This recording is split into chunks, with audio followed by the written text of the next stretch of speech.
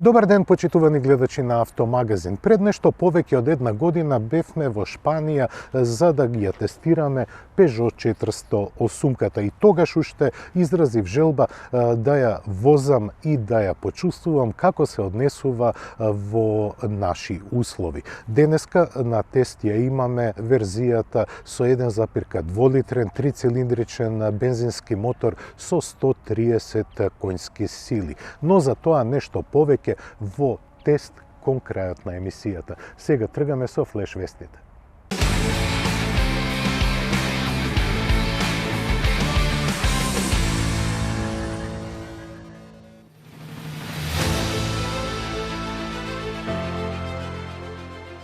Не чекајќи го Дедо Мраз за да му ги кажат своите желби, германците сами си нарачаа божиќен подарок.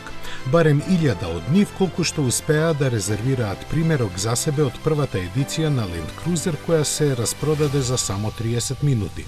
Останатите ќе мора да почекаат до третиот квартал кога Toyota ќе започне со редовна испорака на новата генерација на легендарниот теренец, чија цена се уште не е објавена. Тој на почетокот ќе биде опремен со 2,8 литрен дизел со 204 конски сили, спарен со 8-степен автоматски менувач, а во 2025-та ќе следи и неговата 48 волтна хибридна верзија. Првата серија се одликува со поинаков изглед со тркавезни светла во ретро стил, двобојна каросерија, дигитални ретровизори, премиум аудио систем и друго.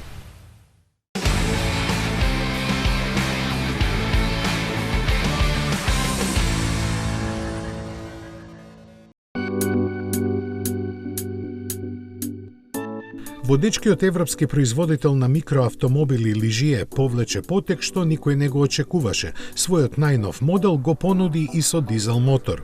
Возилцето наречено Mili беше лансирано како чисто електрично и со него беше најавен почетокот на преобразбата на палетата во согласно со новите времиња. Благодарејќи на симпатичниот дизајн и широкиот избор беше добро примено на пазарот и ќе успееше да ја оствари целта да достигне до 20.000 купувачи годишно. Но сега Ligier одлучи да се врати чекор назад, всушност два, бидејќи иако има и бензински агрегат на располагање, за Mili избра дизел. Моторот по потекло од италијанскиот Lombardini има 8 конски сили и троши 3,1 литар на 100 километри. Од законски причини, бидејќи може да се вози без возачка дозвола од Б категорија. Максималната брзина му е ограничена на 45 км на час. Цената стартува од 11.500 евра, што е за 1500 помалку од електричните верзии, кои пак се на располагање со 3 пакети батерии со автономија од 63 до 192 км. Така стојат работите на светската автомобилска сцена. Денеска одвојуваме време да видиме како помина оваа година што е на поминување во сообраќајот во Македонија. За тоа ја поканивме госпоѓа Сузана Праник-Талевска, портпарол на Министерството за внатрешни работи. Како ја оценувате 2023 од аспект на сообраќајот? Па добро, прво ви благодарам на поканата, чест е да се биде гостин во оваа емисија со толку долга традиција. Кога сме кај сообраќајот, тоа не е секогаш жешка тема, иако статистиката покажува дека во поглед на сообраќајни незгоди со тешки телесни повреди и со жртви, годинава е подобра од изминатата година. Се уште не би одела со бројки, бидејќи официјалните статистики не се готови, меѓутоа првите две причини за сообраќајни несреќи се уште остануваат неприлагодената брзина и управување на возило под дејство на алкохол.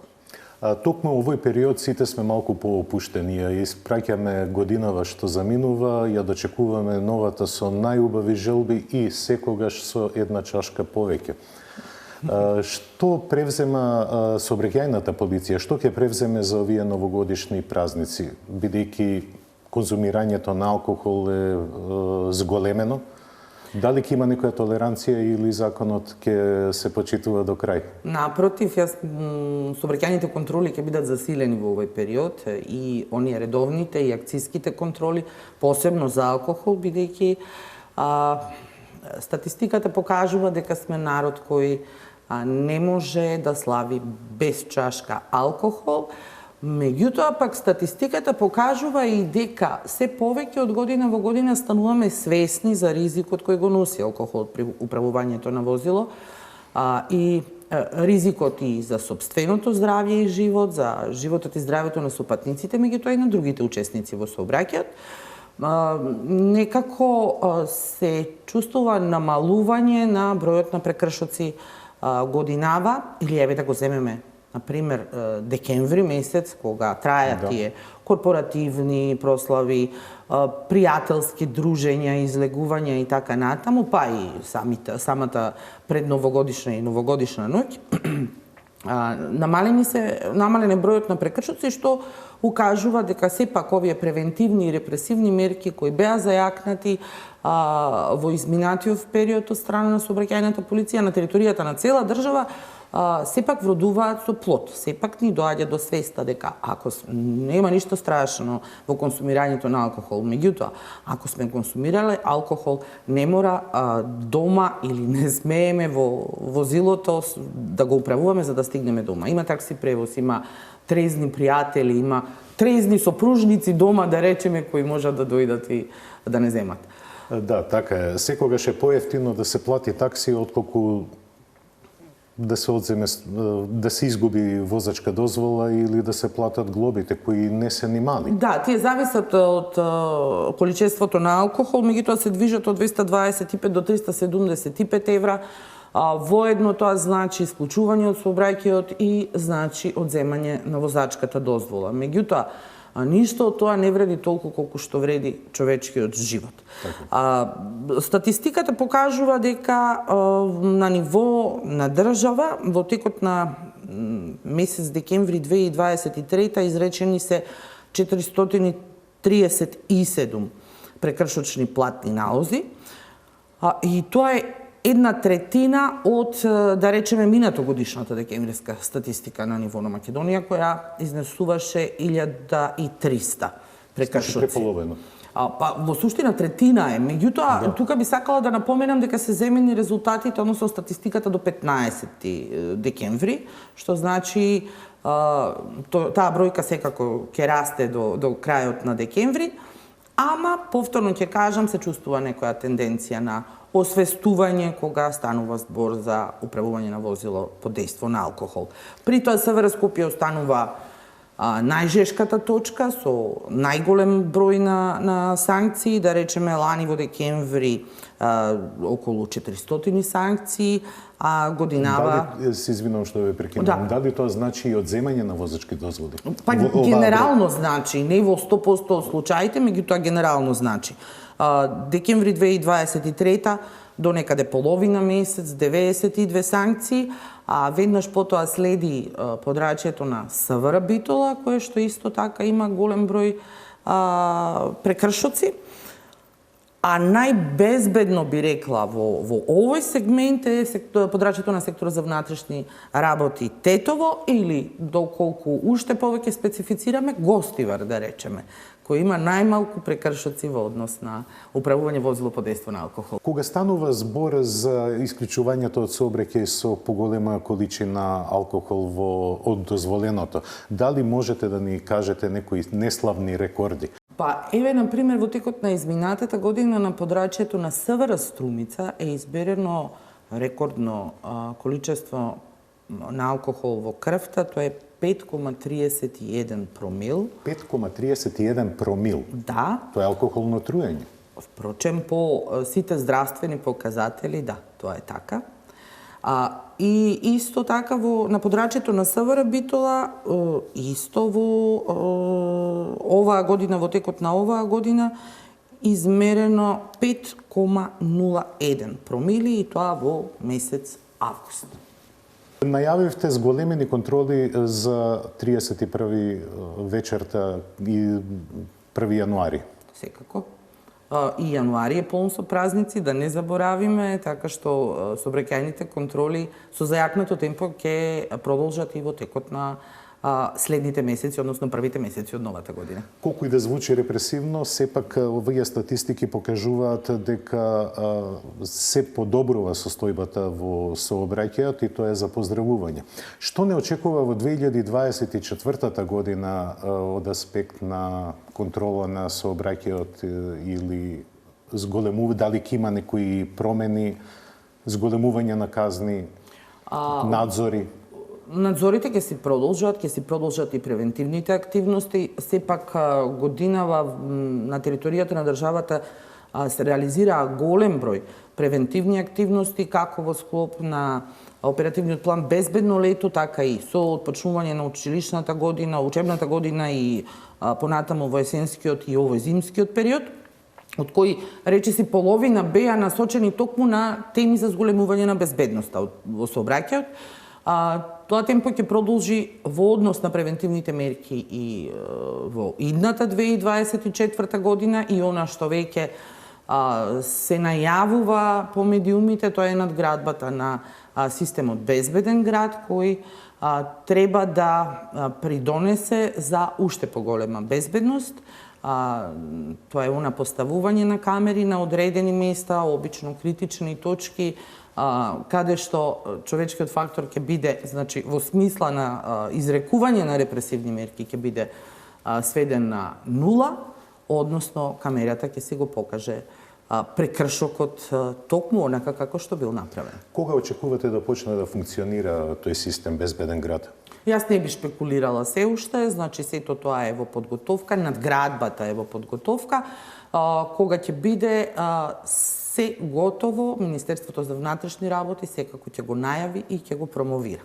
Се надевам дека ќе имаме шанса и да видиме како функционира пред да тргне во функција самиот систем. Секако тестирањето ќе го покажат тоа, а тие се задолжителни пред да почне официјално да стартува овој систем.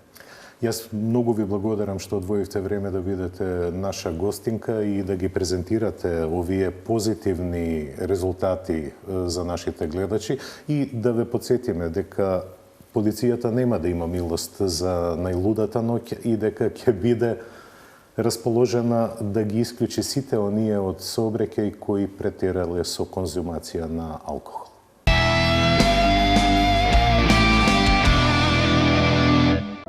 Кога ќе ве привлече нешто, а не знаете зошто. Во тој момент како некој да зборува со тебе. Запознај го новиот 408, со дизајн кој заведува повеќе отколку што очите можат да восприемат. Алюр и страст од секој агол. Тоа што вистински зборува со нас е нашиот внатрешен глас кој страстно шепти од нашата душа. Алюринг, новиот Peugeot 408. Сигурно имаш прашање. Како? Како можеш да поминеш 400 километри за само 300 денари? Размислуваш? Се обидуваш да веруваш.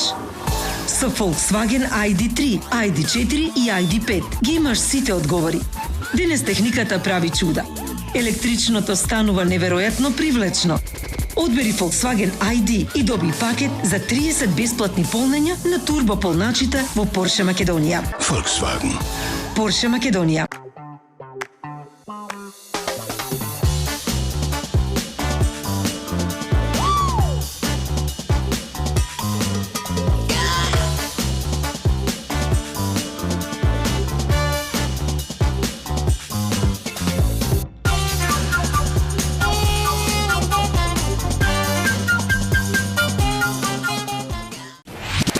Метрополис, број 1 радио мрежа.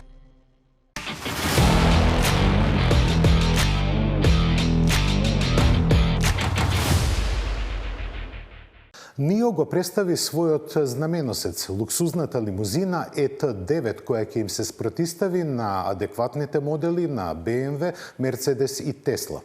Воедно, НИО произведе батерија што овозможува 1000 километри автономија и тоа го докажа во реалност.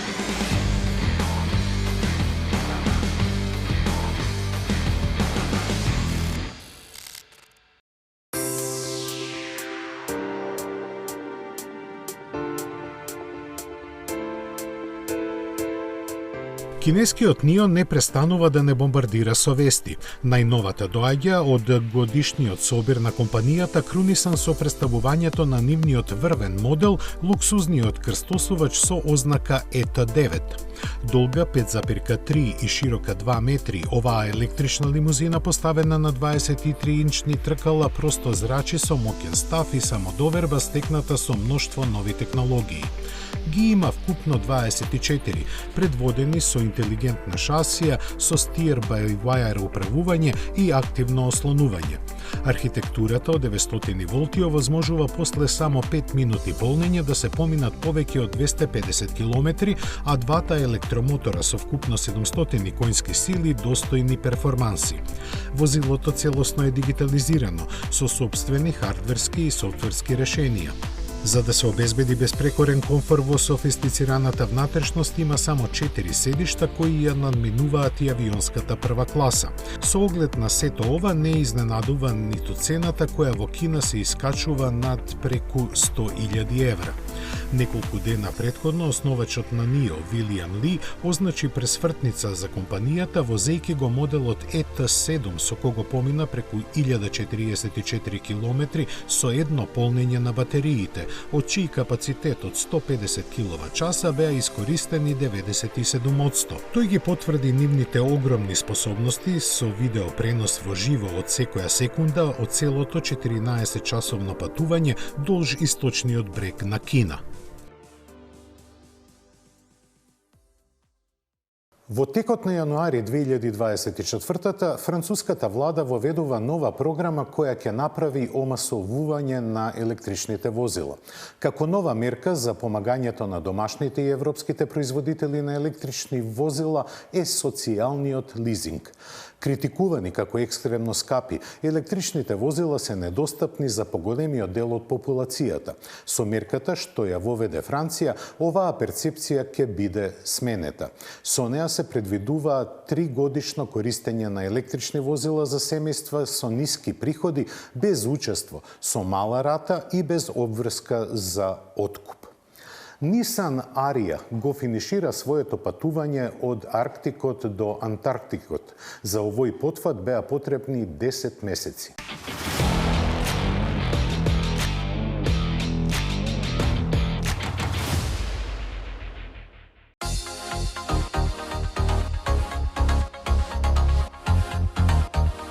Пред некој месец францускиот председател Емануел Макрон најави мерки кои електричните возила ќе ги направат достапни за финансиски загрозени категории. Наречена социјален лизинг, оваа програма опфаќа ниски месечни давачки и учество кое го субвенционира француската влада. За да се квалификува за социјален лизинг, барателот мора да е жител на Франција, да има годишен приход до 15.400 евра, да патува повеќе од 8.000 км годишно и да живее најмалку 15 км од работното место. Исполнувањето на овие критериуми овозможува поволен 3-годишен договор за лизинг. Договорот ги покрива и трошоците за осигурување, што овозможува откажување во случај на смрт, инвалидитет или губење на работното место. Во програмата се вклучени 8 модели на групацијата Stellantis, а за некои од нив калкулирани се трошоците за домашниот полнач, но не и за надоместокот за негова инсталација. На избор се електричните Opel Mokka и Corsa, Citroen C4, Fiat 500e, Peugeot E208 и E2008, како и Jeep Avenger. Според пресметките, најповолен ќе биде новиот Citroen EC3, за кого месечниот наем ќе чини само 54 евра. Единственото електрично возило од бренд кој не е на Stellantis, што ќе учествува во програмата, е престојниот Renault Twingo E-Tech. Листата на возила што ќе може да се набават преку социјалниот лизинг ќе се прошири во тек на следната година.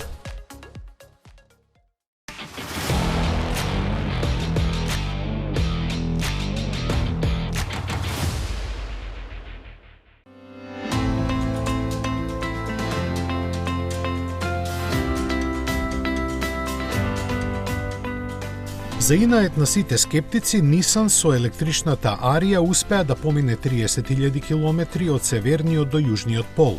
Некој ќе каже пешки да одеа, побрзо ќе стигнеа и ќе биде во право, бидејќи патувањето траеше скоро 10 месеци.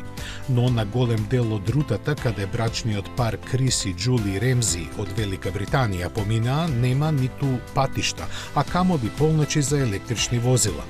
Затоа од суштинска помош беа соларниот полночи при колката со турбина, кои студените сончеви зраци и поларниот ветер ги претвораа во струја која тие ја користија и за загревање.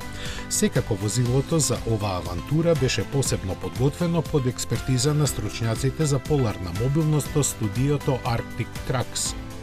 Каросеријата му е повеќе подигната од лото, пневматиците се специјални за сетеренско возење, а внатрешноста доопремена со се што треба. Но затоа погонскиот склоп остана ист како кај серискиот модел, со 2 електромотора и пакет батерии доволни за 460 км. За секој случај со нив патуваше и придружно возило. За комплексноста на овој потврд кажува и тоа дека подготовките траеа цели 4 години, најмногу потрошени на планирање на рутата која низ 14 држави водеше долж западниот брег на двете Америки.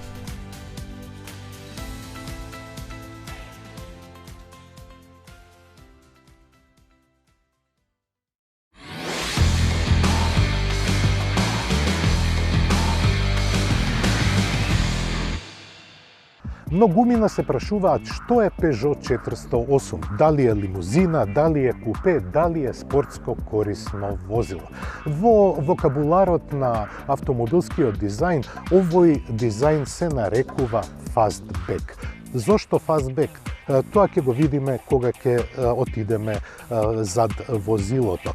Целиот дизајн на 408 е скулптурален.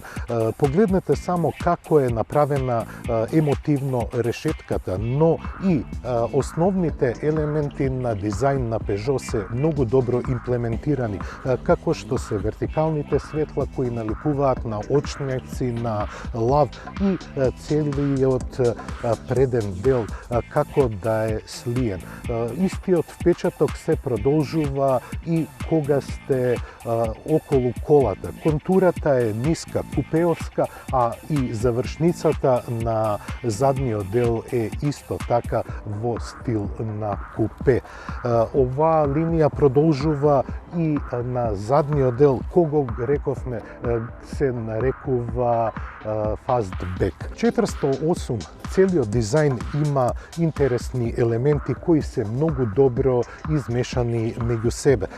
Тука се и овие ушиња кои го продолжуваат аеродинамичниот дел на кабината и кои одлично се вклопуваат со задниот спойлер кој е интегриран, а мотивот на лав е имплементиран и во задните светла кои имаат форма на лавија канџа. Целата каросерија овозможува не само простор во внатрешноста, туку и еден добар капацитет на ГПК од 457 литра и тоа е доволно да безгрижно патувате на годишен одмор. А кога сме кај патувањата, да видиме што се случува во кабината. Со нешто над 4,4 метри должина, 408 овозможува добро позиционирање на телото во кабината. Нема многу простор за главата, што е данок на купеовската форма, но има доволно простор во внатрешноста да седат дури и 3 лица на пократки релации. Ми се допаѓа што целата внатрешност во нивото на опремување GT е направена емотивно. Погледнете само како е имплементирана играта на различни материјали. За жал ова не е кожа, туку е еколошка кожа, но има шавови во боја различна која подсетува дека овој автомобил може да ги пробуди емоциите и кога сте внатре. И конечно на возачката позиција. Peugeot има своји сваќања околу ергономијата. Седењето е сосема удобно. Овие седишта се изработени по принципот AGR, што значи дека се анатомски и одлично ја поддржуваат кичмата и рбетот. Што се однесува до седењето, тоа е тоа, но ергономијата во Peugeot налага, како и кај останатите модели, воланот да биде, столбот на воланот да биде нешто поиздаден. Поради спортската форма на самото управувачко тркало, кое има осмоаголна форма, имате добар ослонец за рацете. Воланот се разбира дека одлично функционира, но погледот кон инструмент таблата некако е подскриен.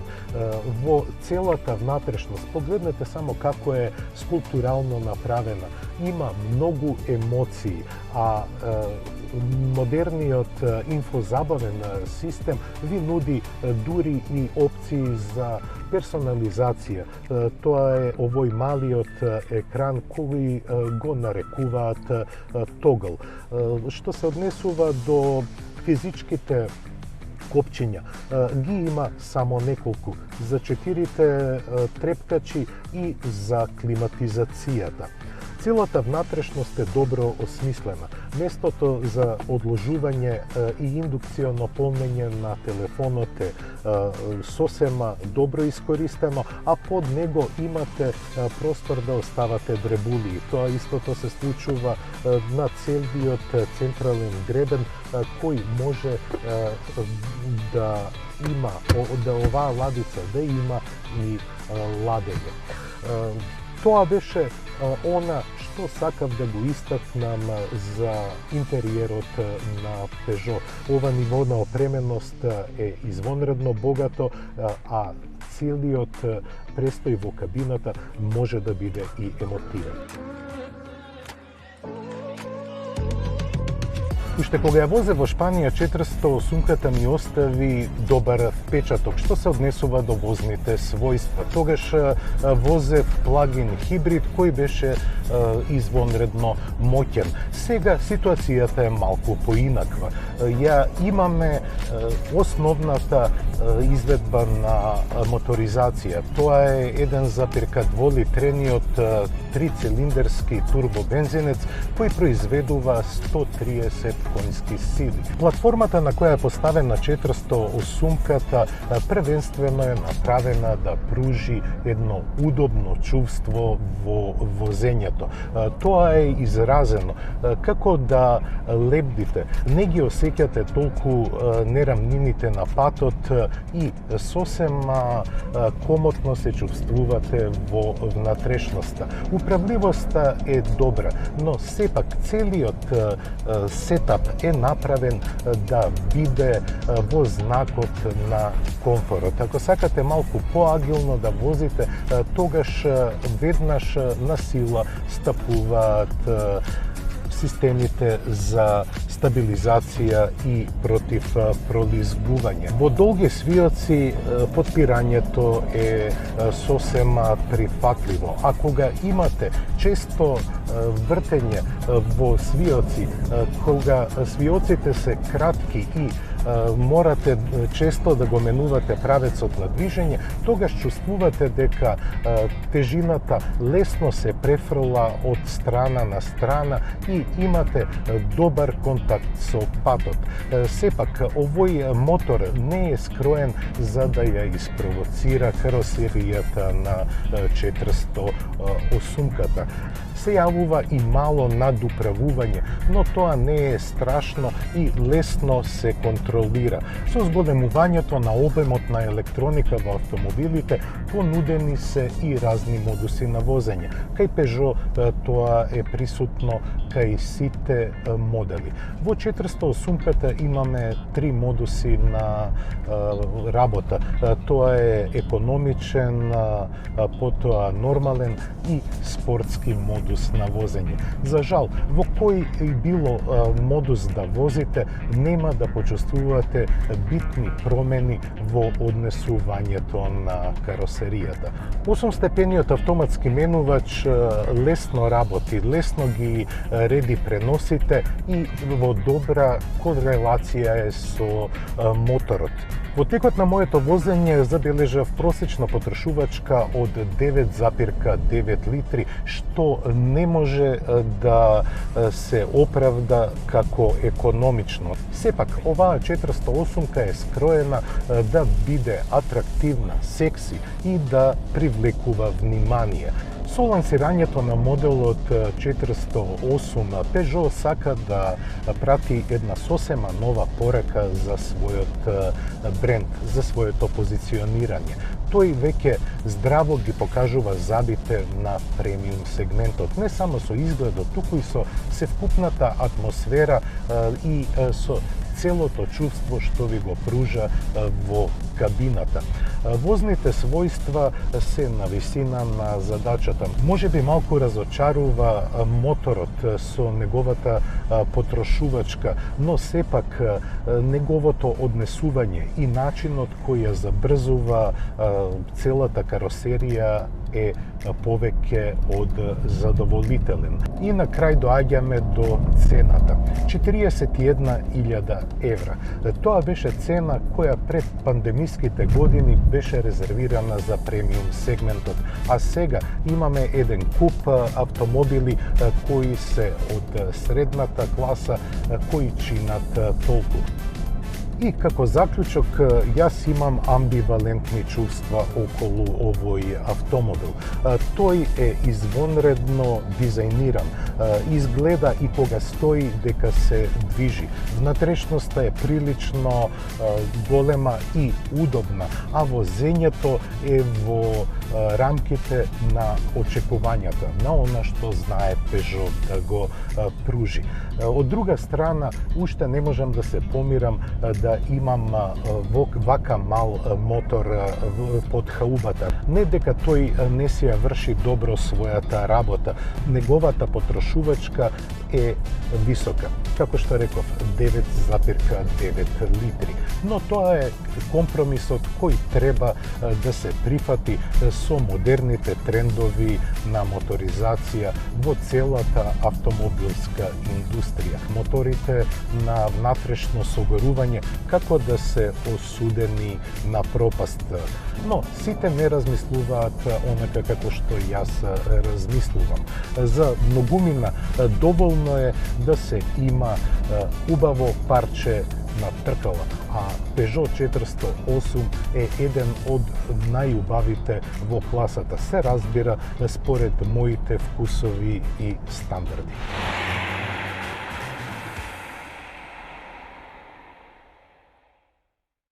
Електричните возила заземаат се поголем замав на пазарот. За да станат масовни, потребно е да се надминат многу предизвици, од цената по која се продаваат до инфраструктурата неопходна за нив. Додека тоа се реши, автомобилите со мотори на согорување ќе бидат долго присутни.